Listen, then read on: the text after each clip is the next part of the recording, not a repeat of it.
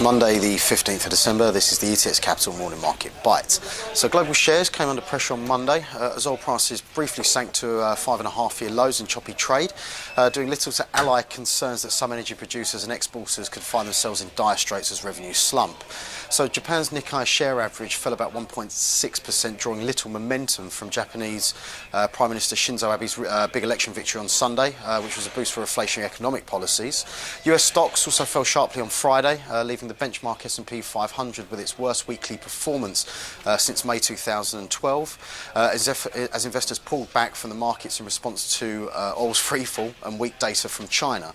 So the Dow actually fell 315 points to close at 17,280. The S&P 500 fell 33 points to close at just over 2,000 at 2002. So in the FX space, the dollar briefly fell to a low as 117.78 yen, edging near a two-week low of 117.445, which was hit last week, though the yen cut gains after the Bank of Japan's Tankan corporate sentiment survey showed business sentiment at big manufacturers declined in December. So the euro shed about 0.3% against the yen to 147.63, dropping as low as 146.86 in Asian early trade.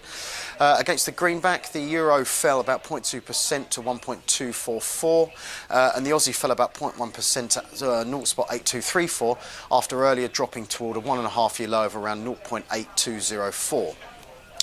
Within the commodity space, oil is still in focus due to its free fall. So US crude futures fell more than 2.5% at one point, as low as $56 a barrel, before rising back to positive territory. They're up about 1% at $58.40. So oil's had a bit of a bounce this morning, which has led to a bit of a boost in commodity stocks. You can see that a lot of the oilies and the miners are riding at the top of the FTSE this morning.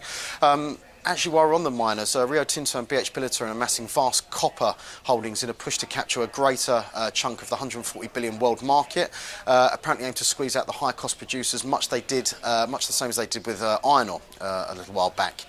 So utility companies also in focus this morning after Britain's Energy Secretary Ed Davey said this morning he wants the market share of independent energy providers to treble by the end of the decade as a competition watchdog looks into the competitive behaviour of major utilities.